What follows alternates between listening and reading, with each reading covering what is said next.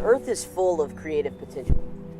Jesus harnesses the power of this metaphor by telling a parable. The story starts like this. There was a sower that went out to sow some seed. And as he scattered the seed fell in different places. Some fell on the road, some fell on rocky ground, and some fell among thorns. And then some seed fell on good, fertile soil. Jesus then explains what happens to each of the seeds.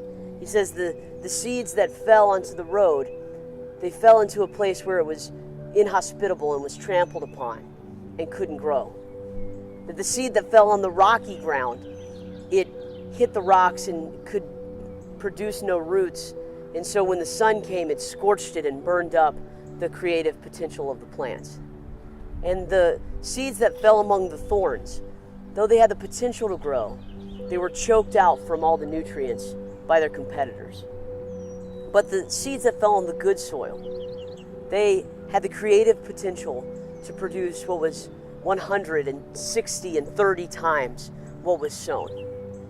Jesus tells this story and introduces a really interesting concept to his friends. He introduces the creative power of the earth as a metaphor for the creative power of the human heart. See, God is creative. God is the creator. But God is so creative, he can create things that can create. God created humanity with imagination and the potential to produce things that we've never seen before on this planet. And it brings him joy to see it happen. See, just like in the soil, there was creative potential. In the seeds, there was creative potential. In fact, God introduces his story of humanity with a garden, the explosive creativity of fruits and plants and fauna and animals. Creative potential is written into our story. But there are things that get in the way. Rocks, trampled paths, thorns and thistles. These things choke out creative potential. And what's interesting is when Jesus introduces this metaphor, he introduces the idea of character to the human heart. That the things that get in the way can actually affect what comes out of us, the yield that is produced from us. And this becomes a conversation of character. See, if you take the metaphor of a garden, that a garden, for it to have creative potential, it must be watered, it must be seeded, but it also must have weeds removed. And I think sometimes when we have spiritual conversations, we get so minutely focused on removing weeds, removing things that are wrong, removing the bad things in our life. We forget that removing weeds will never actually make the plants grow. It will never actually produce a garden. It's part of it, it's important, but it won't make the seeds grow. I think it's interesting that in Galatians, Paul brings forth this idea of the fruit of the Spirit.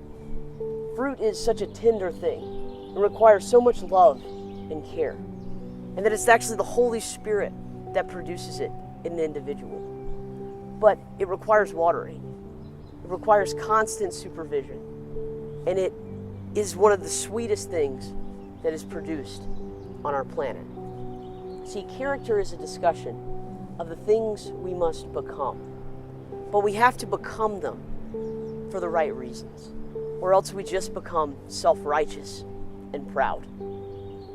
See, the beauty of God's garden is that when we take up the mantle of character, we don't just pull the weeds so that we look better than others. We have creative potential, creative ability to unleash our potential into other people's lives. See, when we pursue character, what we're pursuing is the ability to have greater yield in our life. If you're a selfish person, if you're a person that only thinks of yourself and can't get outside your box, then you're not going to ever bring creative potential to a situation that produces health for yourself and others. But if you're someone that has learned to love, if you're someone that's selfless, if you're someone that in moments seeks patience and peace and joy, then when you step into any situation, no matter the hardship, that character that's been produced in you will yield things that have never been seen before.